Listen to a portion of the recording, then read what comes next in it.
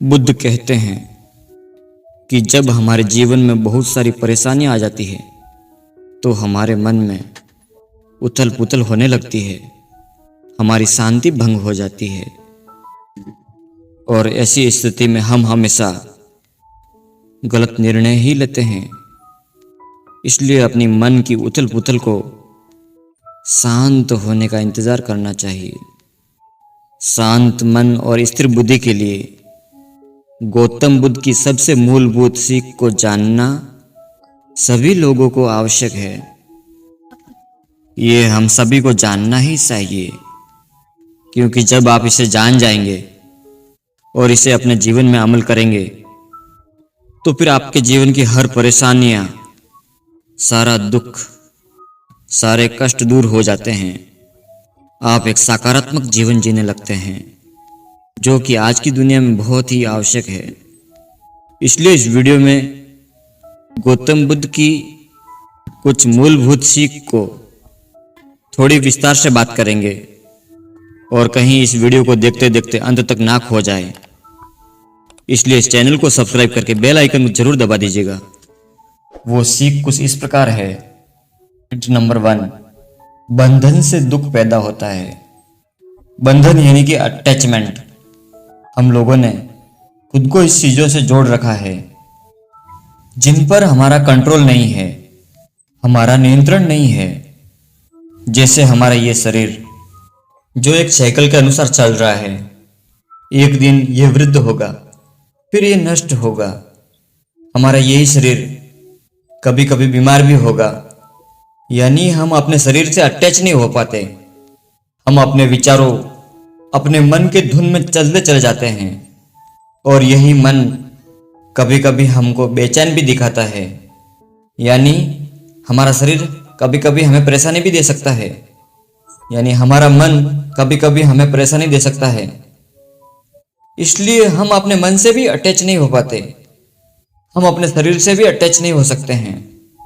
और जब इस तरह से हम अपने जीवन का विश्लेषण करते हैं, हम अपने जीवन को देखते हैं, तो हमें महसूस होता है कि हमारी सांस और ध्यान यानी हमारा अटेंशन एक ऐसी शक्ति है जो सारा जीवन हमारे साथ रहती है।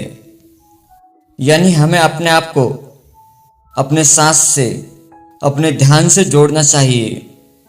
और इसी अटैचमेंट को तो वैरागी कहते हैं। वैरागी होने से हमारी बुद्धि स्थिर होती है और स्थिर बुद्धि ही मन को वर्तमान स्थिति में ले जाती है। इसलिए अपनी बुद्धि पर ध्यान दो, अपनी बुद्धि का इस्तेमाल करो, ना कि मन का, क्योंकि आपकी बुद्धि हमेशा आपको एक सही दिशा में ले जाएगी। सेंसर प्लीजर्स यानी कि कामुकता आनंद से हमारा मन कमजोर होता है। बुद्ध कहते हैं कि जिस तरह आंधी कमजोर पेड़ को उखाड़कर फेंकती है, वैसे ही इंसान की जड़ों को और उनके विवेक को उखाड़कर फेंकती है। इस दुनिया में जो भी इंसान केवल मजे के लिए जीता है, वो हमेशा अपने मन के लिए कमजोर होता है। वो भीतर से मजबूत नहीं होता है। उसके जीवन में थोड़ी सी उथल पुथल होने से वो इतना घबरा जाता है जैसे मानो कितनी बड़ी परेशानियों का सामना कर रहा हो। इसलिए मन के ऊपर बुद्धि और बुद्धि के ऊपर विवेक है, और ये विवेक ही हमें अपने जीवन में सही और गलत की पहचान कराता है। फिर हमारी बुद्धि मन को सही दिशा देती है।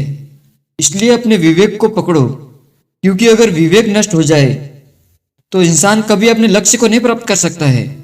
जिस प्रकार बिना जड़ों के पेड़ हमेशा गिरते हैं, ठीक उसी प्रकार विवेक का इस्तेमाल नहीं करता है वह इंसान मुंह के बल गिरता है। इसलिए इंद्रिय सुख को समझना जरूरी है। आखिर ये इंद्रिय सुख है क्या?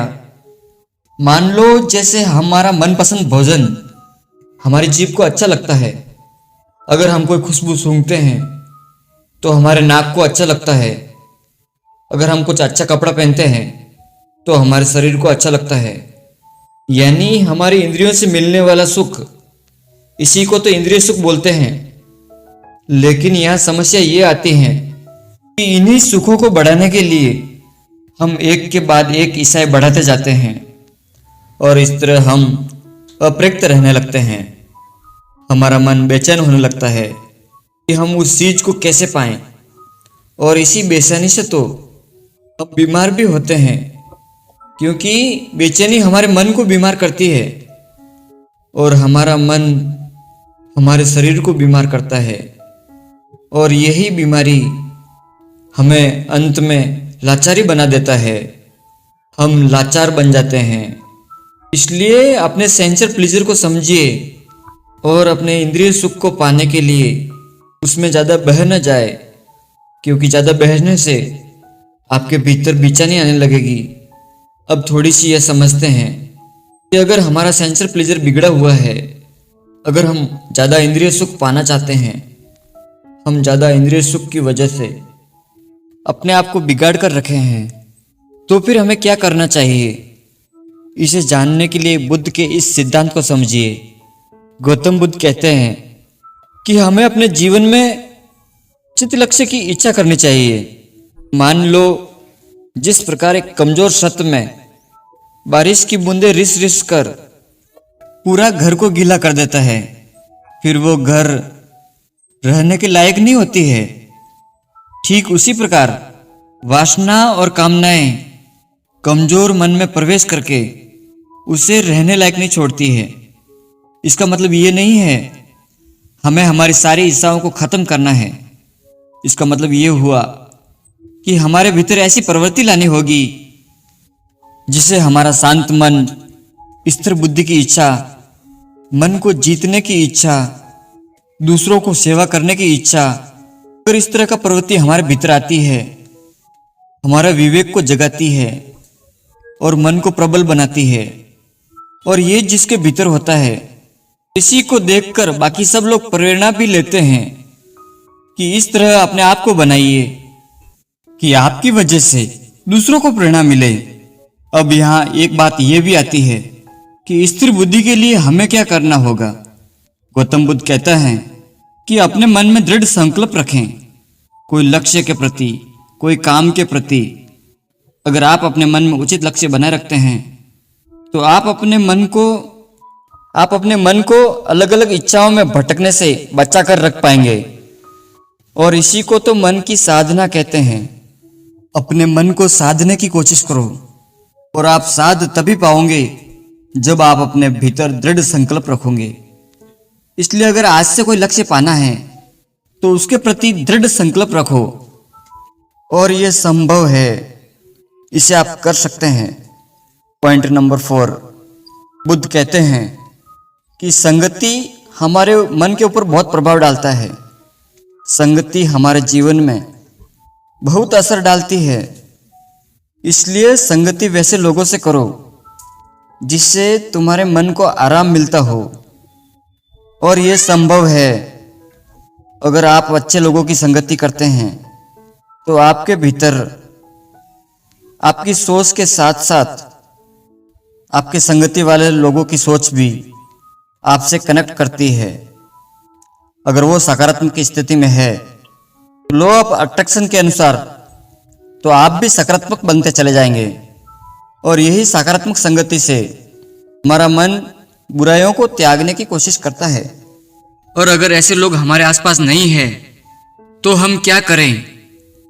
तो यहाँ पर बुद्ध कहते हैं कि काम वासनाओं के पीछे भागने वाले लोग, ये बुद्धिहीन संगति वाले लोगों से अच्छा है अकेले रहना ही उचित है।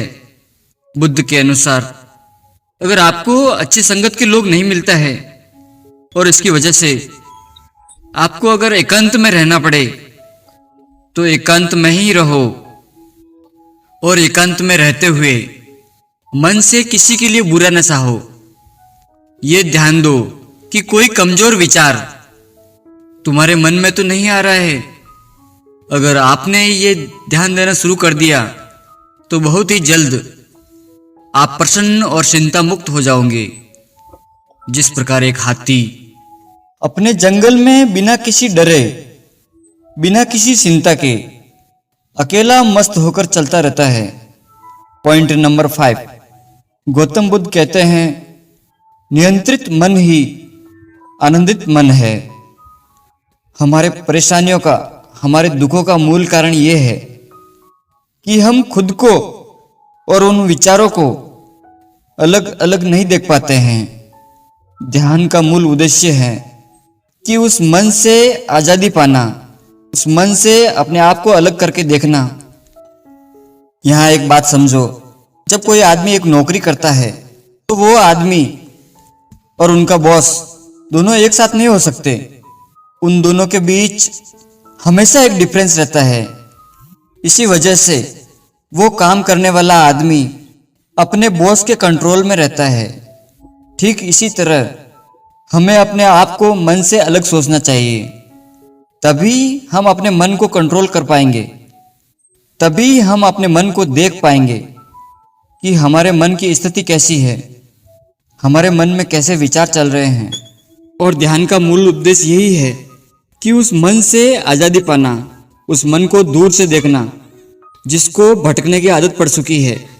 ध्यान में ही ऐसी शक्ति है जो हमें ओवर थिंकिंग से मुक्त कर सकता है। विचारों के ट्रैफिक से हम दूर निकल सकते हैं और ध्यान करने के दौरान अपने मन को देखने लगते हैं, अपने विचारों को देखने लगते हैं कि हमारे भीतर कैसे कैसे विचार आ रहे हैं, और उन विचारों को हम कम करने की कोशिश करने लगते हैं।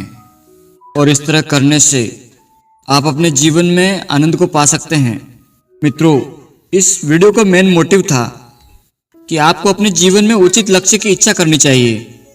आपको अपने लक्ष्य के प्रति अपने संकल्प को दृढ़ बनाना होगा। जब आप अपने मन में उचित लक्ष्य रखेंगे और आप दृढ़ संकल्पित रहेंगे तो आपके मन में फालतू के विचार नहीं आएंगे। आपके मन में सिर्फ वैसे ही विचार आएंगे कि आप अपने लक्ष्य को पाने के लिए क्या क्या कर सकते हैं। इसलिए अपने लक्ष्य को दृढ़ बनाइए, अपने संकल्प को महान बनाइए और अच्छे लोगों की संगत में रहिए। क्योंकि जब आप अच्छे लोगों की संगत में रहेंगे तो आकर्षण के नियम के अनुसार अच्छे लोगों की सोच आपके भीतर आती चली जाएगी। आप पहले जैसा सोचते थे, लेकिन आप बाद में उन लोगों की तरह सोचना शुरू करोगे जो अच्छे लोग हैं, क्योंकि आपने अपनी संगति बदली है। अगर वो सकारात्मक सोचता है तो आकर्षण के नियम के अनुसार आप भी सकारात्मक सोचोगे। इसलिए अच्छे लोगों की संगति कीजिए। अगर आपके आसपास अच्छे लोग ना मिले तो एकांत में ही रहने की कोशिश करें और अपने मन को, विचारों को देखिए कि आप कहीं अपने लक्ष्य से भटक तो नहीं रहे हैं। क्योंकि ऐसा करने से आप धीरे धीरे चिंता मुक्त होते जाएंगे, और जब आप चिंता मुक्त होंगे तब आप महसूस करेंगे कि आप हल्का होते जा रहे हैं, आपकी परेशानियां कम होती जा रही है, आप चीज़ों को समझ रहे हो और आप किसे परिवर्तन कर सकते हो और किसे नहीं। इसलिए अगर संगति ना मिले तो एकांत में ही खुद को देखो, खुद को समझो, और इसके लिए सबसे अच्छा है ध्यान करना।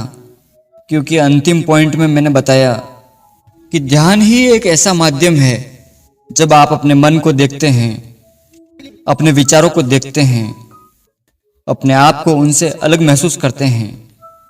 उस वक्त आप अपने मन को देखते हैं कि वो मन कितना भटका हुआ है, कौन से विचार आपके भीतर आ रहे हैं, और आप उन्हीं विचारों को कुछ देर के लिए छोड़ने की कोशिश कर रहे हैं।